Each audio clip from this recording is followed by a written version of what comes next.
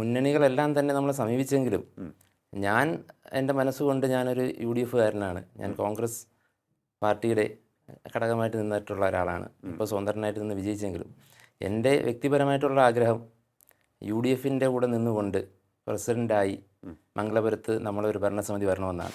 Seat വിഭജനം വന്നപ്പോൾ ഞാൻ നേരത്തെ ആവശ്യപ്പെട്ടിരുന്നു, ഇങ്ങനെ അവിടുത്തെ ഒരു സീറ്റിന് വേണ്ടിയിട്ട് ആവശ്യപ്പെട്ടിരുന്നു. പക്ഷേ ഒരു തരത്തിലും നമ്മളെ പരിഗണിച്ചില്ല എന്നുള്ളതാണ് സത്യം.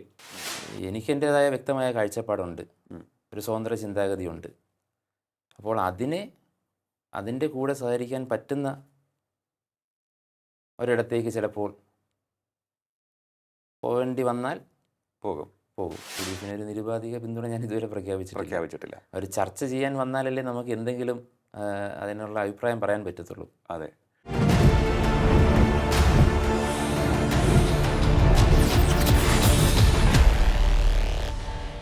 നമസ്കാരം, ടോക്കിംഗ് പോയിന്റിലേക്ക് സ്വാഗതം. ഇക്കഴിഞ്ഞ തദ്ദേശ സ്വയംഭരണ തിരഞ്ഞെടുപ്പിലെ പ്രസിഡന്റുമാരെ ഏതാനും ദിവസങ്ങൾക്കകം അറിയാം. കുറേയേറെ പഞ്ചായത്തുകളിൽ ആര് പ്രസിഡന്റാകും എന്നുള്ള കാര്യത്തിൽ അനിശ്ചിതത്വം തുടരുകയാണ്. നമ്മുടെ തിരുവനന്തപുരം ജില്ലയിലെ മംഗലപുരം പഞ്ചായത്തിലെ പ്രസിഡന്റിനെ ഇതുവരെ തീരുമാനിക്കാൻ സാധിച്ചിട്ടില്ല മുന്നണികൾക്ക്. കാരണം 3 മുന്നണികൾക്കും തുല്യ സീറ്റുകളാണ് അവിടെ ലഭിച്ചിരിക്കുന്നത്. 7 വീതം NDAക്കും UDFിനും LDFിനും. അതിനൊപ്പം പറയേണ്ടത് ഒരേ ഒരു സ്വതന്ത്രനാണ് അവിടെ ഉള്ളത്.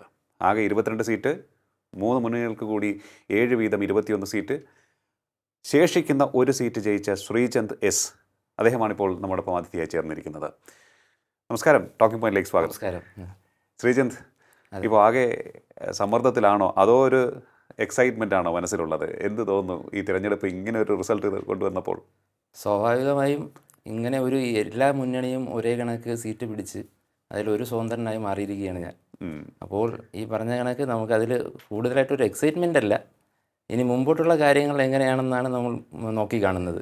ഓക്കെ, മനസ്സിലൊരു ഏതെങ്കിലും തരത്തിൽ ആശങ്കയുണ്ടോ ഇപ്പോൾ ആരെ പിന്തുണയ്ക്കണം എന്നുള്ളത് സംബന്ധിച്ച്? അല്ല, അങ്ങനെ ഒരു ആശങ്കയ്ക്ക് ഇവിടെ സ്ഥാനമില്ല. കാരണം ശ്രീചന്ദിൻ്റെ തീരുമാനമാണ് അവിടെ ഭരണസമിതി രൂപീകരണത്തിൽ നിർണായകമാവുക. അതെ, നമ്മളെ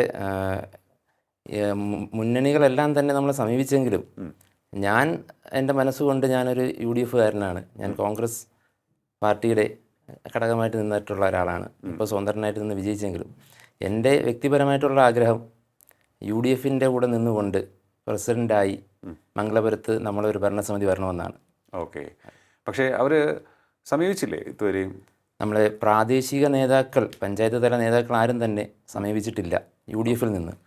ഓക്കെ, സ്വതന്ത്രനായിട്ടാണല്ലോ മത്സരിച്ചത്. അതെ. എന്തായിരുന്നു ഈ സ്വതന്ത്രനായിട്ട് മത്സരിക്കാനുള്ളൊരു സാഹചര്യം?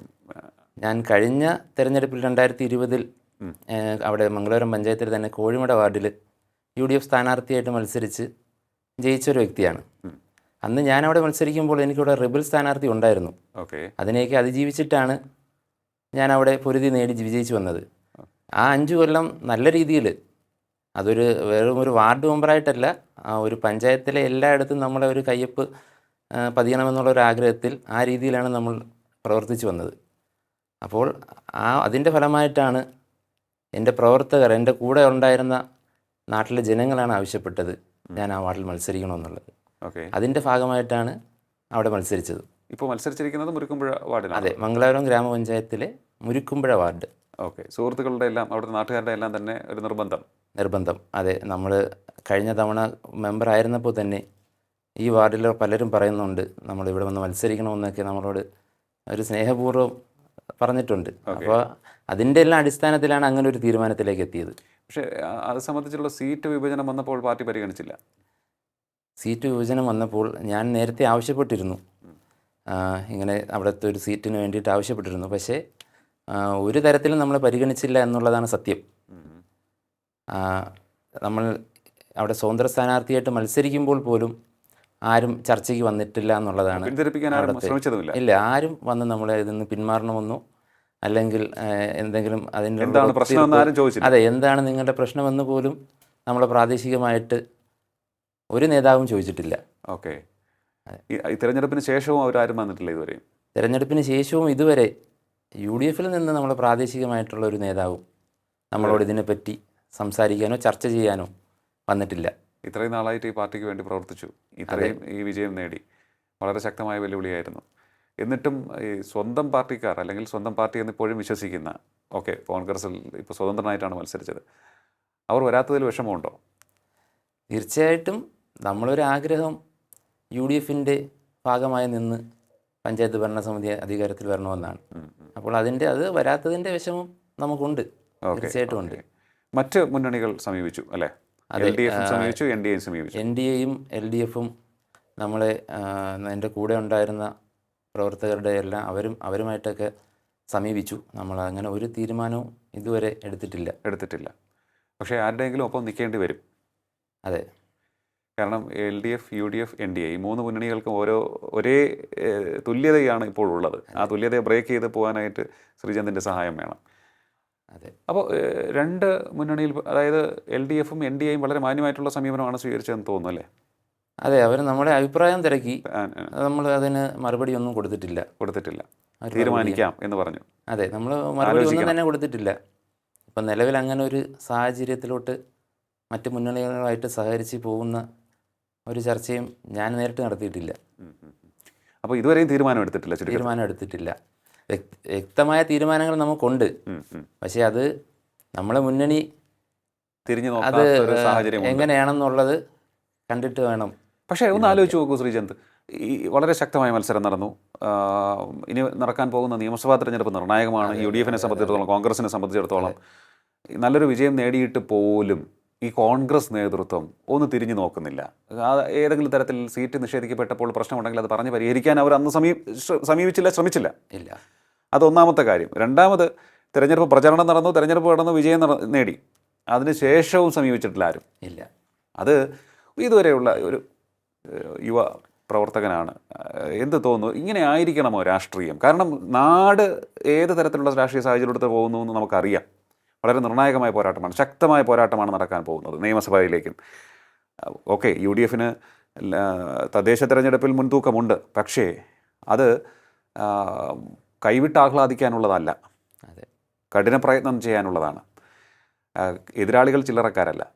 LDF എന്ന് പറയുന്നത് പിണറായി വിജയൻ എന്ന കരുത്തനായ നേതാവിൻ്റെ നേതൃത്വത്തിൽ തിരഞ്ഞെടുപ്പിനെ സർവ്വശക്തിയും ഉപയോഗിച്ച് സമീപിക്കുമെന്ന് നമുക്കറിയാം. അദ്ദേഹത്തിൻ്റെ തന്ത്രങ്ങളാണെങ്കിലും അദ്ദേഹത്തിൻ്റെ നീക്കങ്ങളാണെങ്കിലും കേരളത്തിന് അത് പ്രത്യേകിച്ച് പരിചയപ്പെടുത്തേണ്ട കാര്യമില്ല. ഒരു രാഷ്ട്രീയ പ്രസ്ഥാനത്തിനും അത് പ്രത്യേകിച്ച് പഠിപ്പിക്കേണ്ടതുമില്ല.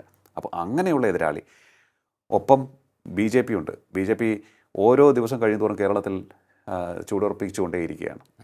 അപ്പോൾ ഇങ്ങനെയുള്ള സാഹചര്യത്തിൽ സ്വന്തം പ്രവർത്തകരെ, നേട്ടം കൊയ്തവരെ വിട്ടുകളയുന്നത് ശരിയാണോ? ഒരു രാഷ്ട്രീയം നോക്കുമ്പോൾ ഇത് രാഷ്ട്രീയത്തിന് ചേർന്നതാണോ എന്നുള്ളതാണ് എൻ്റെ ഒരു ചോദ്യം. തീർച്ചയായിട്ടും അല്ല. മംഗലപുരം ഗ്രാമപഞ്ചായത്ത് പണ്ട് മുതലേ UDFന് സ്വാധീനമുള്ളൊരു പഞ്ചായത്താണ്. അതെ. ഞാൻ 22ാമത്തെ വയസ്സിൽ എൻ്റെ വാർഡിലെ ബൂത്ത് പ്രസിഡൻ്റായിട്ട് തുടങ്ങിയതാണ്. അതിനു മുമ്പ് KSUവിലെ പ്രവർത്തനം ഉണ്ടായിരുന്നു. എൻ്റെ +1 കാലഘട്ടം മുതൽ KSU പ്രവർത്തനം ഉണ്ടായിരുന്നു. 22ാമത്തെ വയസ്സിൽ എനിക്ക് അവിടുത്തെ ബൂത്ത് പ്രസിഡൻ്റ് ആവാൻ കഴിഞ്ഞു. അതിനുശേഷം വന്ന തിരഞ്ഞെടുപ്പിലെല്ലാം അവിടുത്തെ യുവാക്കളെയും കൂടെ കൂട്ടി കോൺഗ്രസ്സിന് മികച്ച വിജയം ഉണ്ടാക്കി കൊടുക്കാൻ സാധിച്ചിട്ടുണ്ട്. അപ്പോൾ അത്തരത്തിൽ പ്രവർത്തിച്ചു വരികയാണ്. നമുക്ക് ഇനി വരുന്നത് നിർണായകമായിട്ടുള്ളൊരു നിയമസഭാ തെരഞ്ഞെടുപ്പാണ്. അതെ. അതിനെ നമ്മളിപ്പോൾ പണ്ടത്തെ കണക്ക് ഇരു മുന്നണിയല്ല, 3 മുന്നണികൾ ആണ് ഉള്ളത്. BJP ശക്തമായിട്ട് നമ്മളെ പഞ്ചായത്തിലും നിയോജക മണ്ഡലത്തിലും ഒക്കെ കടന്നു വരുന്നുണ്ട്. പ്രത്യേകിച്ച് കഴക്കൂട്ടം. അതെ, കഴക്കൂട്ടവും ചിറയൻകീഴ് നമ്മുടെ നിയോജക മണ്ഡലത്തിൽ വരുന്നുണ്ട്. അപ്പോൾ ഈ ഒരു പഞ്ചായത്തിലെ അധികാരത്തിൽ എത്തുക എന്നുള്ളത് വളരെയധികം നിർണായകമായിട്ടുള്ളൊരു കാര്യമാണ് കോൺഗ്രസിനെ സംബന്ധിച്ചിടത്തോളം. അതെ. അപ്പോൾ ഞാൻ അതിനെയാണ് ഉറ്റുനോക്കുന്നത്. ഓക്കെ, എനിക്ക് തോന്നുന്നു കഴക്കൂട്ടത്ത് ശക്തമായ വെല്ലുവിളി ആയിട്ട് UDFനൊക്കെ ശക്തമായ വെല്ലുവിളിയായിട്ട് BJP ഉണ്ട്, CPM ഉണ്ട് അല്ലേ? രണ്ട് പാർട്ടികളും അവിടെ ശക്തമായ ഒരു വേരുറപ്പിച്ച സ്ഥലമായി മാറിയിരിക്കുകയാണ് ഇപ്പോൾ. ചിറയൻകീഴേക്ക് പോകണമെങ്കിൽ LDFൻ്റെ ശക്തമായ വെല്ലുവിളിയുണ്ട് അല്ലേ? അപ്പോൾ ആ വളരെ ശക്തമായ വെല്ലുവിളി നേരിടുന്ന 2 നിയോജക മണ്ഡലങ്ങൾ, നിയമസഭാ നിയോജക മണ്ഡലങ്ങൾ ഉൾപ്പെട്ട പഞ്ചായത്താണിത്. അവിടെ ക്രൂഷ്യലായിട്ടുള്ള തീരുമാനങ്ങൾ എടുക്കേണ്ടതാണ്. മുതിർന്ന നേതാക്കൾ ബന്ധപ്പെടേണ്ടതാണ്. കാരണം ഗ്രൗണ്ടിൽ നന്നായിട്ട് ആളുകളെ അറിയുന്ന ആളാണ് ശ്രീചന്ദാണെന്ന് ഞാൻ മനസ്സിലാക്കുന്നത്. KSU തൊട്ട് അവിടെ വർക്ക് ചെയ്യുന്നു. 22ാമത്തെ വയസ്സിൽ മെമ്പറായി, ബൂത്ത് പ്രസിഡന്റായി 22ാമത്തെ വയസ്സിൽ. അതിനുശേഷമാണ് 28ാമത്തെ വയസ്സിലാണ് ആദ്യം പഞ്ചായത്ത് മെമ്പറാവുന്നത്. ആ സമയത്തെ പ്രവർത്തനം എങ്ങനെ ഉണ്ടായിരുന്നു? അത് നമുക്കറിയാം, കഴിഞ്ഞ വർഷം നമ്മൾ പഞ്ചായത്ത് മെമ്പറായിട്ട് അധികാരം ഏൽക്കുമ്പോൾ കോവിഡിൻ്റെ 2ാം ഘട്ടം ഇവിടെ നടക്കുന്ന സമയമാണ്. അപ്പോൾ അന്നാണ് കാഷ്വാലിറ്റികൾ കൂടുതലുണ്ടായിട്ടുള്ളത്, മരണമൊക്കെ കൂടുതലുണ്ടായിട്ടുള്ളത് ആ സമയത്താണ്, 2ാം ഫേസിൽ. അപ്പോൾ അന്ന് നമ്മൾ ഒരു വാർഡെന്നില്ല, ആ പഞ്ചായത്ത് മൊത്തത്തിൽ നമ്മൾ മരുന്നെത്തിക്കാനും, കാരണം അന്നെല്ലാം നമ്മളോട് നിന്നത് അന്നത്തെ യുവജനം നമ്മളെ കൂടെ ഉണ്ടായിരുന്ന 150-150ഓളം ചെറുപ്പക്കാരാണ്. ആ പഞ്ചായത്തിൽ ഉടനീളം ആൾക്കാരെ ആശുപത്രിയിൽ ടെസ്റ്റിന് കൊണ്ടുവരാനും അവർക്ക് ആഹാരം എത്തിക്കാനും മരുന്നെത്തിക്കാനും ആ സമയത്ത് കഴിഞ്ഞിട്ടുണ്ട്. ഓക്കെ. അപ്പോൾ അത്തരത്തിലുള്ള പ്രവർത്തനമാണ് അവിടെ കാഴ്ചവെക്കുന്നത്. നമ്മൾ ഒരു വാർഡിലോ അല്ലെങ്കിൽ ഒരു പ്രാദേശികമായ ഒരു സ്ഥലത്ത് ഒതുങ്ങി നിന്നിട്ടല്ല നമ്മൾ പ്രവർത്തനം നടത്തിയിരുന്നത്. ഇപ്പോൾ ഞാൻ മത്സരിച്ചത്, ഞാൻ നേരത്തെ കോഴിമട വാർഡിലാണ് മത്സരിച്ച് ജയിച്ചെങ്കിൽ ഞാൻ ഇപ്പോൾ മത്സരിച്ചത് അടുത്തുള്ള മുരുക്കുമ്പുഴ വാർഡിലാണ്. ഓക്കെ. അപ്പോൾ അവിടെ ശക്തമായിട്ടുള്ള മത്സരമായിരുന്നു. 5 സ്ഥാനാർത്ഥികൾ, 5 പേരുണ്ടായിരുന്നു. 5 സ്ഥാനാർത്ഥികൾ, ഞാനുൾപ്പെടെ 5 സ്ഥാനാർത്ഥികൾ. അതിൽ UDFൻ്റെ കാൻഡിഡേറ്റായിട്ട് മത്സരിച്ചത് DCC ജനറൽ സെക്രട്ടറിയാണ്. CPMൻ്റെ കാൻഡിഡേറ്റായിട്ട് മത്സരിച്ചത് ഏരിയ കമ്മിറ്റി അംഗമാണ്. അവിടുത്തെ BJPയുടെ മണ്ഡലം സെക്രട്ടറിയാണ് മത്സരിച്ചത്. ഓക്കെ. കൂടാതെ കോൺഗ്രസിൻ്റെ ഒരു റിബൽ ഉണ്ടായിരുന്നു, അദ്ദേഹം കോൺഗ്രസിൻ്റെ മണ്ഡലം വൈസ് പ്രസിഡൻ്റാണ്. ഈ 4 പേരുടെ കൂടെ മത്സരിച്ചിട്ടാണ് ഒരു 107 വോട്ടിൻ്റെ ഭൂരിപക്ഷത്തിൽ അവിടെ വിജയിക്കാൻ കഴിഞ്ഞു. അപ്പോൾ അത് ജനങ്ങളുടെ ഒരു പിന്തുണ ഇല്ലാതെ ഒരിക്കലും നടക്കത്തില്ല. ജനങ്ങളുടെ ഒരു പിന്തുണ ഇല്ലാതെ ഒരിക്കലും നടക്കാത്തൊരു കാര്യമാണ്. അപ്പോൾ അവരെന്നോട് നേരത്തെ പറഞ്ഞത് സത്യമായിരുന്നു എന്നുള്ളതാണ്. ഞാനവിടെ ഒരു മെമ്പറായിട്ട് കടന്നു വരണം എന്നുള്ളത് അവിടുത്തെ ജനങ്ങളുടെ ഒരു തീരുമാനമായിരുന്നു. അല്ലെങ്കിൽ എൻ്റെ കൂടെ ഉണ്ടായിരുന്ന പ്രവർത്തകരുടെ, അവിടുത്തെ മുഴുവൻ UDFകാരും നമുക്ക് വേണ്ടിയിട്ടാണ് പ്രവർത്തിച്ചത് സത്യത്തിൽ. ഓക്കെ. അല്ലെങ്കിൽ ജയിക്കാൻ പറ്റില്ല. അതെ അതെ അതെ. കാരണം കടുത്ത മത്സരമായിരുന്നു. അതിനിടയിൽ ജയിച്ച എന്ന് പറയുന്നത് 107 വോട്ടിൻ്റെ ഭൂരിപക്ഷം 1ഉം 2ഉം അല്ല, 107 ആണ്. അതെ, അത് നല്ലൊരു സംഖ്യയാണ്. കാരണം 5 സ്ഥാനാർത്ഥികൾ മത്സര രംഗത്തുണ്ടാകുന്നു. UDFൻ്റെ കാൻഡിഡേറ്റ് ഉണ്ടായിരുന്നു, മറ്റൊരു സ്വതന്ത്രൻ റിബൽ സ്ഥാനാർത്ഥി ഉണ്ടായിരുന്നു. അപ്പോൾ വോട്ട് കൃത്യമായിട്ട് ശ്രീചന്ദിലേക്ക് വന്നു. അതെ. ഇപ്പോൾ ഈ തെരഞ്ഞെടുപ്പിന് ശേഷം നാട്ടുകാരെന്താണ് പറയുന്നത്, ഈ വാർഡുകാരൊക്കെ? അല്ല, എൻ്റെ അടുത്തുള്ള നാട്ടുകാരും എൻ്റെ കൂടെയുള്ളവരും എന്നെ സ്നേഹിക്കുന്ന അവിടുത്തെ ജനങ്ങളെല്ലാവരും പറയുന്നത്, ഇപ്പോൾ നിലവിലെ ഒരു സ്ഥിതി വെച്ചിട്ട് നമുക്ക് പ്രസിഡന്റ് സ്ഥാനത്തിട്ട് മത്സരിച്ച് മംഗളപുരം ഗ്രാമപഞ്ചായത്തിൻ്റെ പ്രസിഡൻ്റായിട്ട് വരണം എന്നുള്ളത് നമ്മൾ പൊതുവെ അവിടെ ജനങ്ങളുടെ ഒരു വികാരമാണ് ഇപ്പോഴത്തെ ഒരു പ്രത്യേക സാഹചര്യത്തിൽ. ഓക്കെ. അപ്പോൾ അതുകൊണ്ടാണ് നമ്മളിപ്പോൾ UDFൻ്റെ ഭാഗമായിട്ട് മംഗളപുരം ഗ്രാമപഞ്ചായത്ത് പ്രസിഡൻ്റായിട്ട് വരികയാണെങ്കിൽ മികച്ച രീതിയിലുള്ള പ്രകടനം കാഴ്ചവെക്കാൻ പറ്റുമെന്ന് എനിക്ക് നല്ല ആത്മവിശ്വാസമുണ്ട്. ഓക്കെ. കൃത്യമായ കാഴ്ചപ്പാടുണ്ട് വികസനത്തെക്കുറിച്ച്. ഉറപ്പായിട്ടും. കാരണം സാമാന്യം നല്ല വിദ്യാഭ്യാസം നേടിയിട്ടുണ്ട്, BTech വിദ്യാഭ്യാസം പൂർത്തിയാക്കിയിട്ടുണ്ട്. അതിനുശേഷം പൊതുപ്രവർത്തനത്തിലേക്ക് വന്നു. ജനങ്ങളെ അറിയാം, നാട് എങ്ങോട്ടാണ് പോകുന്നതെന്നറിയാം, ലോകത്തെ അറിയാം. മംഗലപുരം ഗ്രാമപഞ്ചായത്തിന് ഒരു പ്രസിഡൻ്റായി അധികാരമേൽക്കാൻ അവസരം ലഭിച്ചു കഴിഞ്ഞാൽ ഏതൊക്കെ പദ്ധതികൾക്കായിരിക്കും മുൻതൂക്കം കൊടുക്കുക? നമുക്ക് പ്രാധാന്യം കൊടുക്കേണ്ട കുറേയേറെ കാര്യങ്ങൾ ഉണ്ടാകും. അതെ, അതിൽ പ്രാധാന്യമായിട്ട് ഞാൻ എപ്പോഴും നോക്കിക്കാണുന്നത്, ഒന്ന് പശ്ചാത്തല മേഖല, അവിടുത്തെ റോഡുകളും അവിടുത്തെ നടവഴികൾ ഉൾപ്പെടെയുള്ളവ സഞ്ചാരയോഗ്യമാക്കുക എന്നുള്ളത് നമ്മളെ പ്രഥമ കാര്യം തന്നെയാണ്. അത് കഴിഞ്ഞാൽ നമ്മൾ ആരോഗ്യ മേഖലയിൽ കൂടുതൽ, കാരണം നമുക്കിപ്പോൾ അവിടെ ഒരു ഫാമിലി ഹെൽത്ത് സെൻ്റർ ഉണ്ട്, അതൊരു കമ്മ്യൂണിറ്റി ഹെൽത്ത് സെൻ്ററാക്കി മാറ്റേണ്ട ഒരു അത്യാവശ്യത അവിടെ ഉണ്ട്. കാരണം മംഗലപുരം പഞ്ചായത്ത് എന്ന് പറയുന്നത് ദിവസം തോറും വളർന്നുകൊണ്ടിരിക്കുന്ന ഒരു പഞ്ചായത്താണ്. നമ്മളെ ടെക്നോ പാർക്കിൻ്റെ ഫേസ് 4 അവിടെയാണ്. ബയോസിസ്റ്റി സയൻസ് പാർക്ക് നമ്മുടെ പഞ്ചായത്തിലാണ് സ്ഥിതി ചെയ്യുന്നത്, മംഗലപുരത്താണ്. അതെ. അപ്പോൾ വളരെയധികം മാറ്റങ്ങൾ വന്നുകൊണ്ടിരിക്കുന്ന, ദിവസം മാറ്റങ്ങൾ വന്നുകൊണ്ടിരിക്കുന്ന ഒരു പഞ്ചായത്ത് എന്ന രീതിയിൽ അതിനോടനുസരിച്ച് നമ്മൾ ഓടിയെങ്കിൽ മാത്രമേ ശരിയാവത്തുള്ളൂ. അപ്പോൾ അങ്ങനത്തെ ഒരു ദീർഘവീക്ഷണത്തോടെയുള്ള ഒരു കാഴ്ചപ്പാട് എൻ്റെ മനസ്സിലുണ്ട്. ഓക്കെ. ഒരു ഗ്രാമപഞ്ചായത്ത് ആണെങ്കിൽ പോലും നമ്മുടെ തിരുവനന്തപുരം കോർപ്പറേഷനോട് ചേർന്ന് കിടക്കുകയാണ്. ഇതുപോലെ നമ്മുടെ ടെക്നോ പാർക്ക് പോലുള്ള സ്ഥലങ്ങൾ ഫേസ് 4 പോലും അവിടെ ഡെവലപ്പ് ചെയ്തുകൊണ്ടിരിക്കുന്നു. അപ്പോൾ നമ്മുടെ മലയാളികൾ മാത്രമല്ല മറ്റ് സംസ്ഥാനക്കാരും അവിടെയുണ്ട്. അപ്പോൾ അവരെയൊക്കെ തന്നെ ഉൾക്കൊള്ളാൻ സാധിക്കണം. അവർക്കൊക്കെ തന്നെ വളരെ സുരക്ഷിതമായും സമാധാനത്തോടെ അവിടെ ജോലി ചെയ്യാൻ സാധിക്കണം, ജീവിക്കാൻ കഴിയണം, അല്ലേ? അതിനൊരു സാഹചര്യം ഒരുക്കണം. അത് ഗ്രാമപഞ്ചായത്തിൻ്റെ വളരെ പ്രധാനപ്പെട്ട ഒരു റോളാണെന്ന് തോന്നുന്നു. അതെ, അത് ഈ വരുന്ന നമ്മളെ ഹ്യൂമൻ റിസോഴ്സസ് എല്ലാം ഉപയോഗപ്പെടുത്തിക്കൊണ്ട് പഞ്ചായത്തിനെ ഈ സംസ്ഥാനത്തിലെ ഏറ്റവും മികച്ചൊരു പഞ്ചായത്തായി കൊണ്ടുവരാൻ പറ്റുമെന്നുള്ളൊരു വിശ്വാസമുണ്ട്. ഓക്കെ. അപ്പോൾ ഈ ഒട്ടേറെ തൊഴിൽ സാധ്യതകളുള്ള നാടായിട്ട് നമ്മുടെ നാട് മാറിക്കൊണ്ടിരിക്കുകയാണ്. ഇപ്പോൾ ടെക്നോ പാർക്കുണ്ട്, അത് കൂടാതെ തന്നെ വിഴിഞ്ഞം പോർട്ട് വരുന്നുണ്ട്, അധിക ദൂരെയല്ല. ഒരു സ്കിൽ ഡെവലപ്മെൻറ്റ് സെൻറ്റർ, നമ്മുടെ കുട്ടികളെ കൃത്യമായി ദിശാബോധം നൽകി വളർത്തിയെടുക്കുക, ഇതൊക്കെ അജണ്ടയിലുണ്ടോ? തീർച്ചയായിട്ടും ഉണ്ട്. ഇത് കഴിഞ്ഞ തവണ ഭരണസമിതിയിൽ ഇരുന്നപ്പോഴും നമ്മളെ കുട്ടികളെ ഒരു ജോലി സംബന്ധമായിട്ടുള്ള സ്കിൽ ഡെവലപ്മെൻറ്റ് പദ്ധതികൾ ആവിഷ്കരിക്കണമെന്ന് കമ്മിറ്റിയിൽ പറഞ്ഞൊരു വ്യക്തിയാണ് ഞാൻ. അപ്പോൾ അതിന് പറ്റുന്ന രീതിയിലുള്ള കമ്പനികൾ നമ്മളെ പഞ്ചായത്തിനകത്ത് ഇപ്പോൾ പ്രവർത്തിക്കുന്നുണ്ട്. ഓക്കെ. അങ്ങനെയുള്ള റിസോഴ്സും കൂടെ ഉപയോഗപ്പെടുത്തിക്കൊണ്ട് മാത്രമേ നമുക്ക് മുമ്പോട്ട് പോകാൻ കഴിയത്തുള്ളൂ. പക്ഷേ അങ്ങനെ ഉപയോഗപ്പെടുത്തി കഴിഞ്ഞാൽ വളരെ രീതിയിൽ മുന്നേറാൻ പറ്റുന്ന ഒരു സ്ഥിതിയാണ് ഇപ്പോൾ നിലവിലുള്ളത്. ഓക്കെ. ഡിജിറ്റൽ യൂണിവേഴ്സിറ്റി നമ്മളെ പഞ്ചായത്തിനകത്താണ് വരുന്നത്. അത് ശരി. ഓക്കെ. നമ്മളെ രാജ്യത്ത് തന്നെ ഉള്ള ഏക ഡിജിറ്റൽ യൂണിവേഴ്സിറ്റിയാണ്. അത് നമ്മളെ പഞ്ചായത്തിനകത്താണ്. അപ്പോൾ അതിനെയൊക്കെ വളരെയധികം ഉപയോഗപ്പെടുത്താൻ കഴിയുന്നൊരു സംവിധാനമാണ്. ഓക്കെ. അപ്പോൾ കൃത്യമായ രീതിയിൽ പോകേണ്ടിയിരിക്കുന്നു, വേഗത്തിൽ തീരുമാനങ്ങൾ എടുക്കേണ്ടിയിരിക്കുന്നു. ഇനിയിപ്പോൾ അതെ, മനസ്സുകൊണ്ട് ഇപ്പോഴും കോൺഗ്രസ്സുകാരനാണ് എങ്കിലും കോൺഗ്രസ്സുകാർ സമീപിക്കാത്തതിൻ്റെ ഒരു വിഷമമുണ്ട് മനസ്സിൽ. അതുകൊണ്ട് നടക്കുകയാണ്. എന്തായാലും അവിടുത്തെ DCC പ്രസിഡന്റിനെ കൂടി പരാജയപ്പെടുത്തിയത് കൊണ്ട് അവർക്ക് അതിൻ്റെ ഒരു ഈർഷ്യ ഉള്ളിലുണ്ടാകണം. DCC ജനറൽ സെക്രട്ടറിയെ. അപ്പോൾ അങ്ങനെയുള്ള ഒരു ശക്തമായ പോരാട്ടം കാഴ്ചവെച്ചു. ഇനിയിപ്പോൾ കോൺഗ്രസ്സുകാർ വന്നില്ലെങ്കിൽ ബാക്കിയുള്ള ഓപ്ഷൻസ് 2 എണ്ണമാണുള്ളത്, ഓപ്പൺ ആയിട്ടുള്ളത്. നമ്മൾ പൊളിറ്റിക്സിൽ തീരുമാനങ്ങൾ എടുക്കേണ്ടതുണ്ട്. ഇടതുപക്ഷവുമുണ്ട്, BJPയുമുണ്ട്. അവർ അവസരം നൽകിയാൽ തീർച്ചയായിട്ടും നമുക്ക് നമ്മുടെ മനസ്സിൽ കൃത്യമായ അജണ്ടകളുണ്ടാകും, കൃത്യമായ കാര്യങ്ങൾ മുന്നോട്ട് വയ്ക്കും. ആരുടെ പിന്തുണ സ്വീകരിച്ചാലും എന്തായിരിക്കും അവരോട് പറയുക അതിനുള്ള ഉപാധിയായി? നിലവിൽ നമ്മളിപ്പോൾ അങ്ങനെ ഒരു തീരുമാനത്തിൽ എത്തിയിട്ടില്ല. പക്ഷേ നമ്മളെ അങ്ങനെ തള്ളിവിടുകയാണെങ്കിൽ അതിന് ഉത്തരവാദിത്തം പഞ്ചായത്തിലെ നമ്മളെ പ്രാദേശിക നേതാക്കൾക്കായിരിക്കും, കോൺഗ്രസ് നേതാക്കൾക്കായിരിക്കും. പക്ഷേ അങ്ങനെ തന്നെ ഒരു മറ്റ് സംവിധാനത്തിലേക്ക് നമ്മൾ അങ്ങനെ നോക്കുന്നുണ്ടെങ്കിൽ എനിക്ക് എൻ്റേതായ വ്യക്തമായ കാഴ്ചപ്പാടുണ്ട്, ഒരു സ്വതന്ത്ര ചിന്താഗതിയുണ്ട്. അപ്പോൾ അതിൻ്റെ കൂടെ സഹകരിക്കാൻ പറ്റുന്ന ഒരിടത്തേക്ക് ചിലപ്പോൾ പോകേണ്ടി വന്നാൽ പോകും. അപ്പോൾ ഇതിൽ തീരുമാനം എടുക്കുവാൻ ആരോടൊക്കെ ആലോചിക്കേണ്ടതുണ്ട്?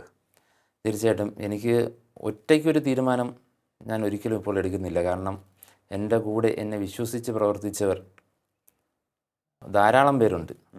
അവരുടെ എല്ലാം അഭിപ്രായം കൂടെ മാനിച്ചുകൊണ്ട് മാത്രമേ ഞാനൊരു തീരുമാനം എടുക്കത്തുള്ളൂ. അതെ. ഒപ്പം ആർക്ക് വേണ്ടിയാണോ ഇതുവരെ നടന്നത് ആ പ്രസ്ഥാനം തിരിഞ്ഞു നോക്കുന്നില്ല.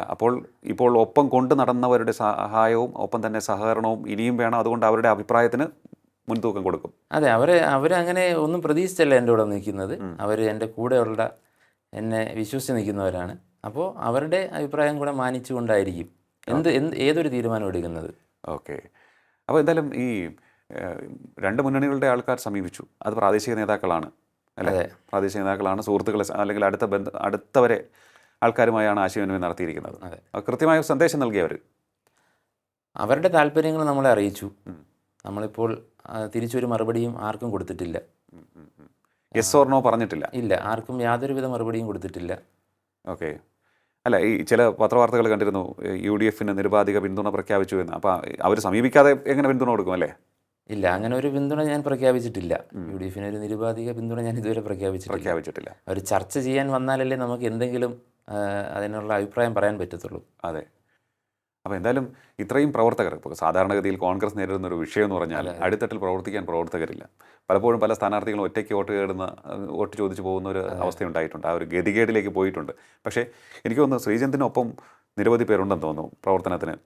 അതെ, തീർച്ചയായിട്ടും. അത് നമുക്ക് ഈ കഴിഞ്ഞ കാലങ്ങളിൽ ജനങ്ങളുടെ ഇടയിൽ നിന്ന് പ്രവർത്തിച്ചുകൊണ്ട് മാത്രം കിട്ടിയൊരു സപ്പോർട്ടാണത്. ഓക്കെ. ഞാൻ ഒരിക്കലും ജനങ്ങളിൽ നിന്ന് ഒരു ദിവസം പോലും മാറി നിന്നിട്ടില്ല. ആ രീതിയിലാണ് ഞാൻ അവിടെ പ്രവർത്തിച്ചു വരുന്നത്. അപ്പോൾ അങ്ങനെ പ്രവർത്തിച്ചെങ്കിൽ മാത്രമേ നമുക്ക് മുമ്പോട്ട് പോകാൻ കഴിയൂ എന്നുള്ളതാണ്. ഓക്കെ. നമ്മൾ ഒരു തെരഞ്ഞെടുപ്പിനെ നേരിടുമ്പോൾ തലേ ദിവസം നമ്മൾ ഉടുപ്പും തയ്പ്പിച്ച് വരുന്നത് ശരിയല്ല.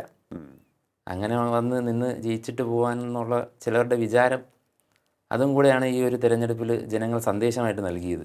ഓക്കെ. അവരുടെ ഇടയിൽ നിന്ന് പ്രവർത്തിക്കുന്നവരെ അവർ മുന്നണി വ്യത്യാസമില്ലാതെ പരിഗണിക്കുമെന്നുള്ളതാണ് സത്യം. ഓക്കെ. അവരുടെ കൂടെ നിൽക്കുന്നവരെ ആരായാലും പരിഗണിക്കും. അതെ, നാട്ടുകാർ. അവർ മറ്റൊന്നും എനിക്ക് തോന്നുന്നു മറ്റൊരു വേർതിരിവും കാണിക്കില്ല അക്കാര്യത്തിൽ. ഇല്ല. അതെ, കേരളത്തിലുടനീളം അത് കണ്ടിട്ടുണ്ടാവണം. നമ്മൾ പല വാർഡുകളിൽ നോക്കുമ്പോൾ അത് തന്നെയാണെന്ന് തോന്നുന്നു കണ്ടിരിക്കുന്നത്. എന്തായാലും സമീപ കാലത്ത് തന്നെ ഉള്ള കാര്യങ്ങൾ അത് കൃത്യമായി പറഞ്ഞു. ഇനിയിപ്പോൾ ഭാവിയിലും തിരഞ്ഞെടുപ്പുകൾ വലുതായി വരാനുണ്ട്. നിർണായകമായ തിരഞ്ഞെടുപ്പാണ് UDFനെ സംബന്ധിച്ചിടത്തോളം. പക്ഷേ കുറേ കൂടി കെട്ടുറപ്പുണ്ടായിരുന്നെങ്കിൽ കോൺഗ്രസ്സിന് ശക്തമായ മുന്നേറ്റം നടത്താൻ സാധിക്കുമായിരുന്നു ഈ തെരഞ്ഞെടുപ്പിൽ, ഇനി വരാൻ പോകുന്ന തെരഞ്ഞെടുപ്പിൽ എന്ന് തോന്നിയിട്ടുണ്ടോ? തീർച്ചയായിട്ടും. നമ്മളെ അടിസ്ഥാനപരമായി കോൺഗ്രസ് ജനങ്ങൾക്കിടയിൽ വേരോട്ടമുള്ളൊരു പാർട്ടിയാണ്. പക്ഷേ ഇവിടെ പ്രശ്നം വരുന്നത് ഇതുപോലെ ഒരാളെ മാറ്റി നിർത്തുകയും താല്പര്യമുള്ളവരെ ചേർത്ത് നിർത്തുകയും ചെയ്യുമ്പോൾ അത് ജനം അംഗീകരിക്കണമെന്നില്ല. ഇനിയും നമ്മൾ മുമ്പോട്ട് പോകേണ്ടതുണ്ട്. നിർണായകമായ തിരഞ്ഞെടുപ്പാണ് വരാൻ പോകുന്നത്. എല്ലാവരും ഒറ്റക്കെട്ടായിട്ട് നിൽക്കണമെന്ന് തന്നെയാണ് ഞങ്ങളുടെ ആഗ്രഹം. കോൺഗ്രസ് അല്ലെങ്കിൽ UDF മുന്നണി വരേണ്ടത് ജനങ്ങളുടെയും കൂടെ ഒരു ആവശ്യമാണ്. ഓക്കെ, അപ്പോൾ അത്തരത്തിൽ വിശ്വസിക്കുന്നുണ്ട്. അത്തരത്തിലാണ് ഞാൻ വിശ്വസിക്കുന്നത്. ഓക്കെ, അപ്പോൾ ഇനിയിപ്പോൾ എനിക്ക് തോന്നുന്നു പ്രാദേശിക നേതൃത്വം എന്തുകൊണ്ട് സമീപിച്ചില്ല എന്നുള്ളത്. കാരണം സമീപിച്ചിനി പിന്തുണ നേടുകയാണ് എന്നുണ്ടെങ്കിൽ തിരിച്ചു തരേണ്ടത് പ്രസിഡന്റ് സ്ഥാനമായിരിക്കും. തീർച്ചയായിട്ടും പ്രസിഡന്റ് സ്ഥാനം വേണം നമുക്ക്, അല്ലേ? അതെ, തീർച്ചയായിട്ടും. അത് നമ്മൾ കൂടെ ഉണ്ടായിരുന്ന പ്രവർത്തകരുടെയും എന്നെ പല കോണിൽ നിന്നും ആൾക്കാർ വിളിക്കുന്നുണ്ട്. പ്രസിഡന്റ് സ്ഥാനത്തിൽ കുറഞ്ഞുള്ളതൊന്നും സ്വീകരിക്കരുത് എന്ന് പറഞ്ഞിട്ട് നമ്മൾ വിളിക്കുന്നുണ്ട്. അപ്പോൾ അത് ജനങ്ങളുടെയും കൂടെ ഒരു ആവശ്യകതയാണ്. അതിൽ നിന്നുകൊണ്ട് നമ്മൾ ജനസേവനമാണ് ഉദ്ദേശിക്കുന്നത്. അല്ലെങ്കിൽ പഞ്ചായത്തിൻ്റെ മുഴുവൻ ഒരു പുതിയ ഒരു വികസന കാഴ്ചപ്പാടാണ് നമ്മൾ ഉദ്ദേശിക്കുന്നത് അതിൽ നിന്നുകൊണ്ട്. കാരണം അതെ, ആ ഒരു രീതിയിലുള്ള ഒരു ചുവടുവയ്പ്പാണ് ആവശ്യമെന്ന് തോന്നുന്നു, അല്ലേ? ആ ഒരു ഫീൽ ഉള്ളിലുണ്ട്. അതെ, അതിൽ ഉറച്ചു നിൽക്കുന്നു. അപ്പോൾ കഴിഞ്ഞ പ്രാവശ്യം ചെയ്ത ചില നോട്ടബിൾ ആയിട്ടുള്ള കാര്യങ്ങളിലൊക്കെ പറയുമ്പോൾ കഴിഞ്ഞ കോവിഡിൻ്റെ സമയത്തൊക്കെയുള്ള പ്രവർത്തനങ്ങൾ പറഞ്ഞു. അതിനപ്പുറത്തേക്ക് ചില സാംസ്കാരിക പ്രവർത്തനങ്ങളുണ്ടെന്ന് തോന്നുന്നു. അതെ, നമ്മളിപ്പോൾ കണിയാപുരം കലാനികേതൻ സാംസ്കാരിക സമിതി, അപ്പോൾ അതിൻ്റെ നേതൃസ്ഥാനത്ത് നിൽക്കുന്നത് മുൻ KPCC സെക്രട്ടറി MA ലത്തീഫ് അവർകളാണ്. അപ്പോൾ അദ്ദേഹത്തിൻ്റെ കൂടെ നിന്നുകൊണ്ട് ഒരുപാട് പ്രവർത്തനങ്ങൾ ഞാൻ കൊച്ചുനാളിൽ ചെയ്തു വരുന്നുണ്ട്. ഇപ്പോൾ അതുമായി ചേർന്ന് നിന്നുകൊണ്ട് കലാനികേതൻ്റെയും KPRIയുടെയും ചേർന്ന് നിന്നുകൊണ്ട് 9 വീടുകൾ നിർമ്മിച്ച് നൽകാൻ കഴിഞ്ഞു. അതിൽ ഒരു വീട് ഭൂമിയില്ലാത്ത, അതായത് അമ്മയും അച്ഛനും ഇല്ലാത്ത 2 കുഞ്ഞുമക്കൾ അമ്മൂമ്മയുടെ സംരക്ഷണയിലുള്ള അവർക്ക് നമ്മൾ ഇപ്പോൾ ഞാൻ മത്സരിച്ച് ജയിച്ച 14ാം വാർഡിൽ ഭൂമി വാങ്ങി അവർക്ക് വീട് വെച്ചു കൊടുക്കാൻ കഴിഞ്ഞു. അപ്പോൾ അത്തരത്തിലൊരു 9 വീടുകൾ നമ്മൾ അവിടെ പല ഭാഗത്തായിട്ട് കഠിനംകുളം, ചിറയൻകീഴ്, പോത്തങ്കോട്, മുരുക്കുമ്പുഴ ഉൾപ്പെടെ 9 വീടുകൾ ശ്രീ MA ലത്തീഫിൻ്റെ നേതൃത്വത്തിൽ കൂടെ നിന്നുകൊണ്ട് നമുക്ക് വീടുകൾ വെച്ചു കൊടുക്കാൻ സാധിച്ചു. ഓക്കെ, ഇപ്പോൾ ഞാൻ കഴിഞ്ഞ തവണ മെമ്പറായിരുന്ന കോഴിമട വാർഡിൽ, അതായത് അവരുടെ ഇടിഞ്ഞു പൊളിഞ്ഞ ഒരു വീട്ടിൽ നമ്മളൊരു വികലാംഗനായിട്ടുള്ള ഒരു സഹോദരൻ താമസിച്ചിട്ടുണ്ട്. അപ്പോൾ അദ്ദേഹത്തിനെ അവിടെ നിന്ന് മാറ്റി ഇപ്പോൾ അവിടെ ഒരു വീടിൻ്റെ പണി നടക്കുന്നുണ്ട്. അത് ഈ മാസം നമ്മൾ തീർത്ത് താക്കോൽ കൊടുക്കാനാണ് ഉദ്ദേശിക്കുന്നത്. ഓക്കെ, അത്തരത്തിലുള്ള കാര്യങ്ങൾ വേറൊരു വശത്തു കൂടെയും നടക്കുന്നുണ്ട്, നമ്മൾ പ്രവർത്തിക്കുന്നുണ്ട്. ഓക്കെ, എന്തായാലും കോൺഗ്രസ്സുകാരനായി തന്നെ തുടരാനാണ് ആഗ്രഹമെന്ന് പറയുന്നു. പക്ഷേ അത് തീരുമാനിക്കേണ്ടത് കോൺഗ്രസ് നേതൃത്വമാണ്. അതെ, ഇത്രയും നാൾ കോൺഗ്രസ്സിന് വേണ്ടി പ്രവർത്തിക്കുകയും കോൺഗ്രസ്സിന് വേണ്ടി വോട്ട് ചോദിക്കുകയും ചെയ്തത് ആ ഒരാളാണ്. അതുകൊണ്ട് തന്നെ സ്വാഭാവികമായും ഉള്ളിലൊരു വേദനയുണ്ടാകും. ഏതെങ്കിലും ഒരു പക്ഷത്തോട് ചേർന്ന് നിന്ന് പ്രവർത്തിക്കേണ്ടി വന്നാൽ ഇനി സ്വാഭാവികമായിട്ടും ഞാൻ മറ്റേതെങ്കിലും സ്ഥലത്തേക്ക് പോവുകയാണെങ്കിൽ അതിൻ്റെ പൂർണ്ണ ഉത്തരവാദിത്വം നമ്മളെ പഞ്ചായത്തിലെ കോൺഗ്രസ് നേതൃത്വത്തിനായിരിക്കും. ഓക്കെ, അതിൽ യാതൊരു സംശയവുമില്ല.